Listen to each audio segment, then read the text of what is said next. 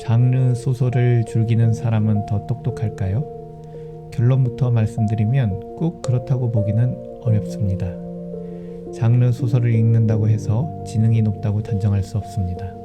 하지만 소설을 꾸준히 읽는 사람은 어휘력, 언어 능력, 사회적 추론 능력 같은 부분에서 향상될 가능성이 높다는 연구들이 있습니다. 그리고 늘 강조되는 것이 하나 있죠. 소설은 공감 능력을 키우는 데 도움을 줄 수 있다는 점입니다. 이런 소설 읽기의 장점을 극대화시킬 수 있는 분야가 바로 SF나 판타지 소설입니다. 오늘은 장르 소설을 왜 읽어야 하는지, 그리고 어떤 마음으로 읽으면 좋은지, 그리고 마지막에는 제가 추려 고른 몇 작품까지 추천해 드리겠습니다.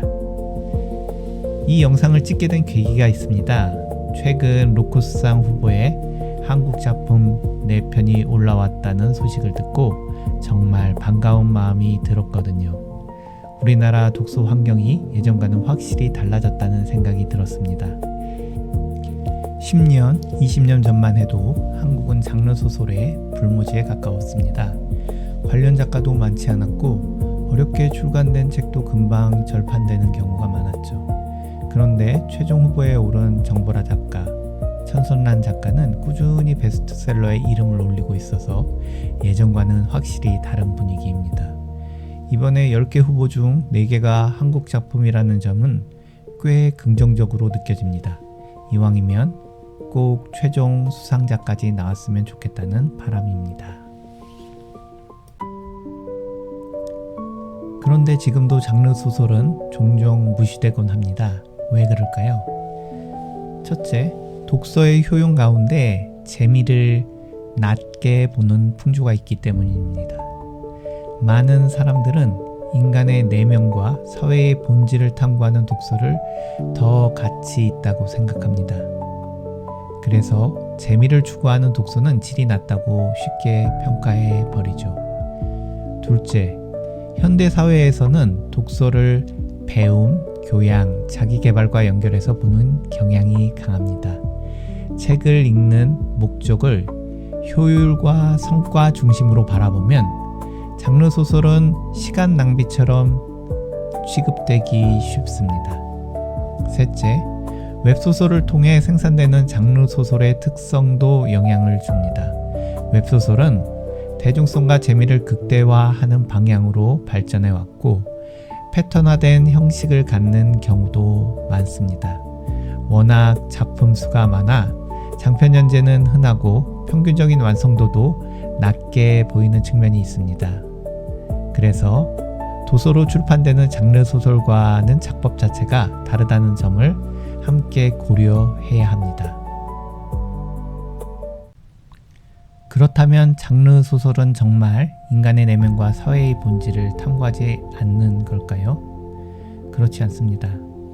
장르 문학에서 노벨상이 나온다면 가장 먼저 받을 작가 중 한 명으로 자주 언급되던 어슐러 르긴의 작품을 떠올려 보겠습니다. 그녀의 소설 어스시의 마법사에는 마법이 전지전능하지도 않고 불굴의 영웅도 나오지 않습니다.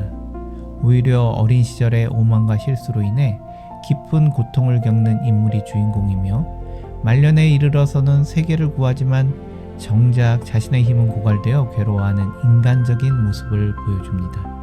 현실과 다르지 않게 삶이 고단해 보입니다. 마법은 은유이고 상징이며 결국은 자신의 한계를 마주하고 고통 속에서 성장해가는 한 인간의 이야기입니다. 르긴은 2014년 미국 문학 공로상을 수상하면서 이런 말을 했습니다. 앞으로 힘든 시기가 올 것이며 두려움이 가득한 이 사회와 강박적인 기술을 극복하고 현재의 삶의 방식에 다른 대안을 제시할 수 있고 희망의 현실적 기초를 상상할 수 있는 작가가 필요해질 것이라고요. 결국 좋은 작가는 지금과 다른 세계를 상상할 수 있어야 하고 현실이 불확실할수록 사람들이 두려움에 사로잡힐수록 그저 현재를 반복하는 것이 아니라 진짜 대안을 보고 길을 제시할 수 있어야 합니다. 저는 이 말이 바로 지금 시대에 더 절실하다고 생각합니다. 지금은 AI 때문에 모든 것이 급격히 바뀌고 있는 시대입니다. AI와 경쟁해야 하는 시대, 일자리가 흔들릴 수 있는 시대, 앞으로의 세계가 희망적인 유토피아가 될지 아니면 더 불안한 디스토피아가 될지 누구도 쉽게 말할 수 없는 시대입니다. 이런 시대에 필요한 능력은 무엇일까요? 저는 상상력과 적응력이라고 생각합니다. 장르 소설은 실제로 존재하지 않는 상황을 상상하게 만듭니다. 낯선 배경, 낯선 규칙, 낯선 존재들을 빠르게 이해하고 받아들여야 비로소 재미를 느낄 수 있습니다. 즉, 장르 소설을 읽는다는 것은 새로운 세계의 규칙을 익히고 그 안에서 어떻게 행동할지를 따라가 보는 적응 훈련이기도 합니다. 그렇다면 장르 소설을 읽으려면 어떤 자세가 필요할까요? 조금 단순화해서 말하자면 MBTI의 N 같은 태도가 필요합니다. 실제로 일어나지 않는 일이라 하더라도 일단 받아들이고 이해해보고 거기에 자신을 대입해보는 태도 말입니다. 그렇게 마음을 열고 읽다 보면 장르 소설 속 이야기가 현실에서도 이미 벌어지고 있는 일이라는 걸 깨닫기도 합니다. 예를 들어 NK 재미신의 부서진 돼지 3부작을 보면 자신의 신념 때문에 아들을 죽이고 도망치는 지자라는 인물이 등장합니다. 이 장면은 판타지 세계의 극단적인 설정처럼 보이지만 현실 세계의 명예살인과 연결해 생각해 볼 수 있습니다. 종교적 신념에 따라 자신의 딸을 죽이고 여동생을 살해하는 것이 현 세계에서 종종 발생하는 일입니다. 즉, 장르 소설 속에서만 한정된 이야기가 아니라는 거죠. 장르 소설이 재미있는 이유가 바로 여기에 있습니다. 현실과 완전히 똑같지는 않지만 그렇다고 완전히 무관하지도 않습니다. 복잡한 퍼즐처럼 현실과의 간극을 줄이는 노력을 통해 어떤 내용으로 대입될 수 있을지 찾아내는 즐거움이 있습니다. 남들이 깨닫지 못하는 숨은 의미와 비유를 찾아냄으로써 더 큰 지적 즐거움을 느낄 수 있습니다.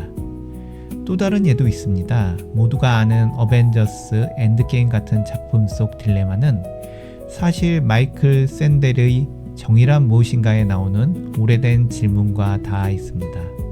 다수를 살리기 위해 소수를 희생하는 것이 과연 정의로운가? 영화는 타노스의 장갑이라는 비현실적 장치를 통해 이 문제를 극적으로 보여주고, 책에서는 기차 선로를 바꾸는 사고 실험으로 같은 문제를 제시합니다. 형식만 다를 뿐 핵심 질문은 동일합니다. 즉, 장르 소설은 비현실적인 이야기를 보여주지만 그 안에서는 아주 현실적인 질문이 놓여 있습니다. 이처럼 상징과 은유로 가득한 이야기를 현실에 대입해보고 해석하고 받아들이는 훈련을 쌓다 보면 새로운 세계와 변화하는 상황 속에서도 더 빠르게 적응할 수 있게 됩니다. 물론 장르 소설을 읽는다고 해서 누구나 특별한 사람이 되는 것은 아닙니다. 하지만 적어도 새로운 규칙을 이해하고 낯선 상황을 자기 방식으로 해석하는 능력에는 도움이 됩니다. 지금처럼 빠르게 바뀌는 시대는 과거의 규칙이 더 이상 그대로 통하지 않습니다. 그래서 이런 적응력은 앞으로 더 중요해질 가능성이 큽니다. 그리고 무엇보다 장르 소설의 가장 큰 장점은 역시 재미입니다. 솔직히 생각해보면 철로 선로를 바꾸는 사고 실험보다 타노스의 장갑을 끼고 손가락을 튕기는 장면이 훨씬 더 다이나믹하지 않습니까? 바로 그 재미 때문에 우리는 더 오래 기억하고 더 깊이 생각하게 됩니다. 그렇다면 어떤 장르 소설부터 읽으면 좋을까요? 장르 소설은 워낙 범위가 넓어서 처음 시작할 때 무엇을 골라야 할지 막막할 수 있습니다. 굉장히 고민을 많이 했는데 오늘은 결이 다른 작품들을 몇 권 추려서 소개해 보겠습니다. 첫 번째는 정보라 작가의 저주토끼입니다. 정보라 작가는 이번 로쿠스상에서도 주목받았고 이전에는 맨 부커 인터내셔널 최종 후보로도 이름을 올린 바 있습니다. 한강 작가도 노벨상 수상 전에 맨 부커상을 받은 적이 있죠. 오늘 추천드리는 작품은 로쿠스상 후보작이 아니라 맨 부커상 후보작이었던 저주토끼를 추천합니다. 판타지이며 기묘한 분위기의 단편들이 실려 있어서 재미있게 부담 없이 읽을 수 있습니다. 두 번째는 켄 리우의 종이 동물원입니다.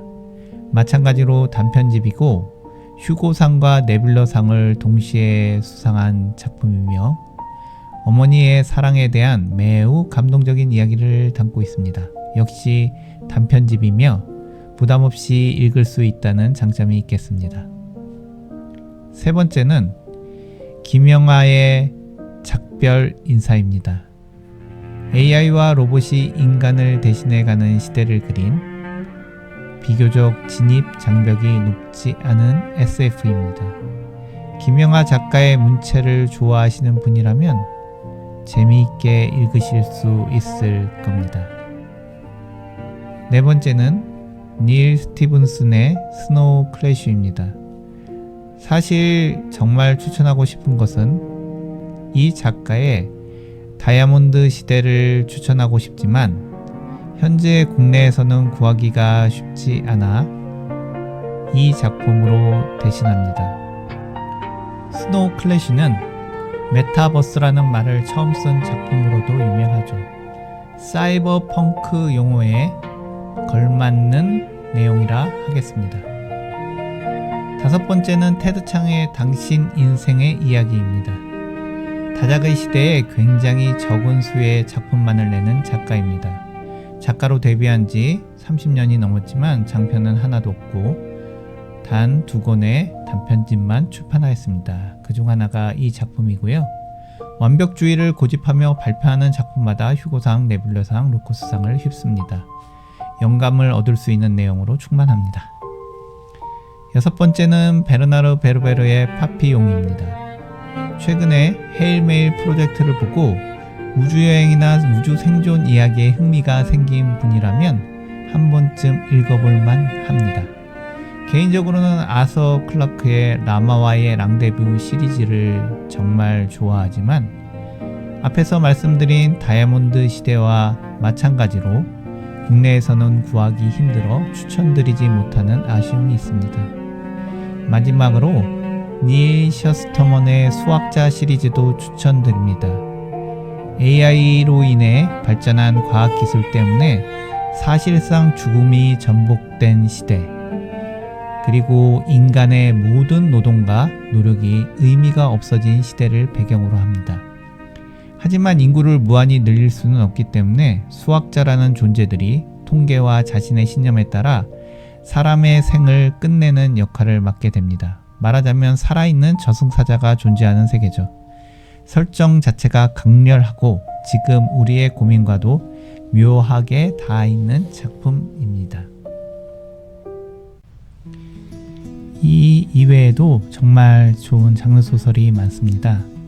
오늘은 우선 여기까지 추려서 소개해드렸고 다음 기회가 된다면 주제별로 혹은 입문용과 심화용으로 나누어 다른 작품을 추천해 보겠습니다. 장르 소설을 읽는다고 해서 모든 문제를 해결할 수는 없습니다.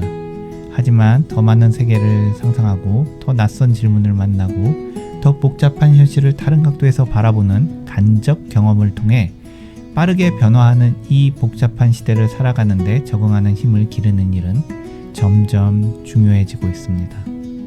그리고 무언가 효용을 따지는 것보다 이런 장르 소설을 통해 일탈을 느껴보는 것도 즐겁지 않을까 제안해 봅니다.